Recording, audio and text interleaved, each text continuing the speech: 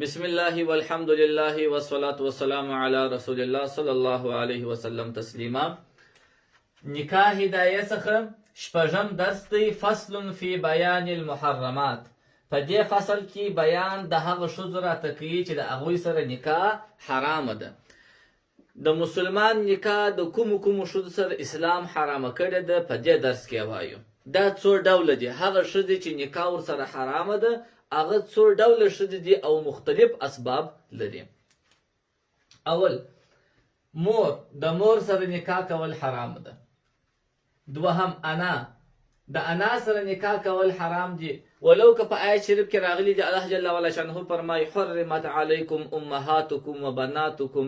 الله تعالی جل جلاله فرمایي چې پر تاسو باندې ستاسو د مندو سره نکاح حرام ده، ستاسو د پاره ستاسو د لونو سره نکاح کول حرام ده، ستاسو د عمګانو سره نکاح کول حرام ده، ستاسو د خالګانو سره ستاسو نکاح کول حرام ده. دغه د انا لفظ نه دی راغلی، یعنی په قرآن کې نه دی راغلی چې د انا سره نکاح کول حرام ده. د دې دپاره د انا نکاح نو ولې حرامه ده؟ دوه دلایل دي. یو دلیل دا دی چې انا هم داسې ده لکه مور. دوهم دلیل دا دی چې د انا سره نکاح حرامه ده. دا اجماع ده، اتفاق د ټولو مسلمانانو په دې اجماع راغلی ده چې د انا سره نکاح حرامه ده، ولو که په آیات کې ذکر راغلی نه دی. نو د مور سره نکاح حرامه ده، د انا سره نکاح حرامه ده، د عمه سره نکاح حرامه ده، همدارنګه د خاله سره نکاح حرامه ده، دغه رنګه د خور سره نکاح حرامه ده، دغه رنګه د خورزې سره نکاح حرامه ده، د ورېرې سره نکاح حرامه ده، د لور سره نکاح حرامه ده، او دغه رنګه د لمسۍ سره نکاح حرامه ده. دا ټوله ښځې چې دلته ذکر شولې چې د مسلمان نکاح سره حرامه ده، د نسب د وجې، د نسب په خاطر د دوی سره نکاح حرامه ده. خاله ښه. دوهم، د خواشې سره نکاح حرامه ده، د مژور سره نکاح حرامه ده، هغه کې د زوی مژور وي او کې د لمسي مژور وي، کې د لمسي ښځه وي او کې د زوی ښځه وي. د مژور سره نکاح حرامه ده، کې د زوی مژور وي او کې د لمسي مژور وي. دغه رنګه د میرې سره هم نکاح حرامه ده، او دغه رنګه هغه ښځه چې د بل چا په نکاح کې وي د هغه سره هم نکاح حرامه ده، ځکه هغه ښځه په یوه وخت کې د یوه خاوند په نکاح کې پاتې کېدلی شي. داسې نشي کېدلی چې یوه ښځه د دوه درو کسانو په نکاح کړې وي. نو کومه ښځه چې د یو بل مسلمان په نکاح کې ده یا د بل سړي په نکاح کې ده، ستا سره د هغه نکاح حرامه ده. دا د نکاح د وجې دا ښځې حرامې دي. بل، رضاعي مور. رضاعي مور هغه ښځې ته ویل کېږي چې په کوچنیوالي کې یو کوچني ته شیدې ورکړي. یو کوچنی هلک دی د یو پردۍ ښځې سره په کوچنیوالي کې چې عمر یې تر 2 کاله کم وي، دغه کوچني هلک د یو ښځې سره شیدې وڅښلې، بس دغه کوچنی هلک د دې ښځې زوی سو. دغه هلک ور واوښتی، دغه ښځه یې رضعي مور سول، د دې ښځې خاوند یې رضعي پلار سو، د دې ښځې خور یې رضعي خاله سول، د دې ښځې لور یې رضعي خور سوله. دغه هلک ور واوښتی، بس د دې ښځې زوی بلل کېږي. د دې ښځې ټوله قریبان د دې هلک قریبان بلل کېږي رضعي. د دې تر مابین داسې حرمت دی. رسول علیه السلام فرمایي وایي کوم شان چې د نسب د وجې حرامېږي، هغه شان د رضعت له مخې هم حرامېږي. دغه هلک بس ور واوښتی، ټوله د دغه ښځې د فامیل غړي سو، د هغې ورونه یې رضعي مماګان دي، د هغې ټوله قریبان د دغه هلک قریبان بلل کېږي. نو لکه د زوی، لکه دی داسې لکه زوی، نو د دې ښځې سره نکاح بیا نه کېږي.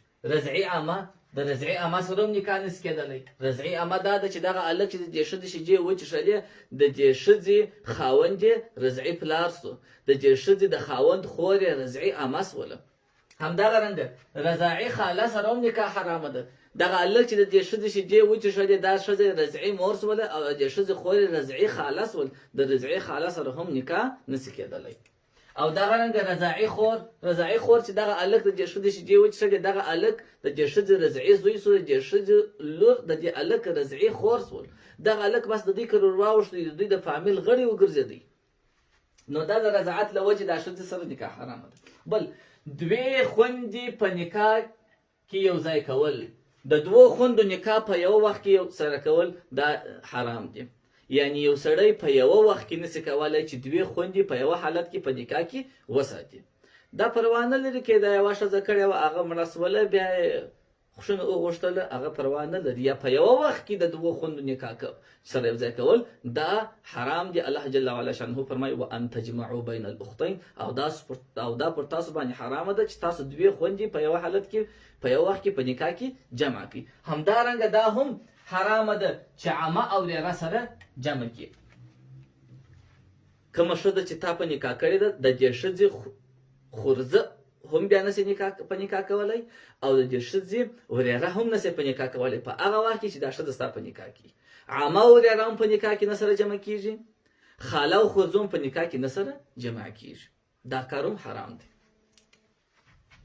دا خاله او خورزه هم نه سره جمع کولی. پسې د مشرکې ښځې سره نکاح کول هم حرامه ده. مشرکه د اهل کتابیې سره نکاح جائزه ده، سره درجه چې مکرووالی لري، خو د مشرکې ښځې سره نکاح جواز نه لري. د مشرکې سره هم د هغه مشرکې ښځې سره چې هغه کفر او شرک وي د هغې سره د مسلمان نکاح جواز نه لري د کفر او د شرک له وجې. بل چې ډېر خطرناک دی او دغه ډېره مهمه موضوع ده، ډېر کسان داسې دي چې خپلې ښځې ته 3 طلاقه ورکړي.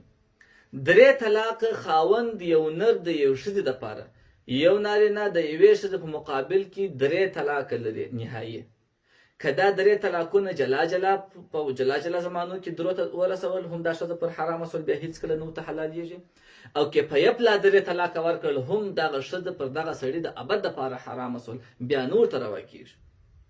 ډېر کسان کوښښ دي داسې اول خو طلاق ته ضرورت دی، که چې درد ورته راغلی یا نور الفاظ ورته وایي نور شیان ورته وایي، د طلاق و ایلا و زهار چې وروسته موږ ته شریکو، ایلا و زهار هم خطرناک شیان دي، خطرناک اصطلاحات دي د خاوند او د ښځې تر مابین باید کار نه شي. همدارنګه دغه طلاق ضرورت چې دی ورته. نو ډېر خلک داسې دي چې 3 طلاق یې و ښځې ته ورکړي، نو 3 طلاق خاوند ورکړي وي، د خاوند بیا نکاح ورسره حرامه ده دغه ښځې سره. 3 طلاق کې ورکړل بیا دغه ښځه دته نه حلالېږي، او د دې دپاره حیلې هم جوړول پکار نه دي. رسول علیه الصلاة والسلام فرمایي وایي لعنت وي پر هغه چا باندې چې هغه حلاله کوي. حلاله دې ته ویل کېږي چې یو سړی یو ښځې ته 3 طلاقه ورکړله، د 3 طلاقه ورکولو وروسته خو بیا دته شریعت دغه ښځه نه حلالوي. نو دی څه چم کوي دغه چې د دې ښځې عدت تېره سوله، خاص 3 مریضي ورته راغلې، دا 3 مریضي د عدت تېره سول، نو دا ښځه موقتا د یو بل سړي سره د یو شپې او د 2 شپو دپاره نکاح ور وتړي، هغه نفر بیا شپه او 2 سره وکړي، بېرته هغه طلاقه کړي، بیا دی بېرته چې عدت تېره سول بیا د ځان سره نکاح ور وکړي. دغه موقتي نکاح او حلاله دا بالکل ناروا او غلط کار دی.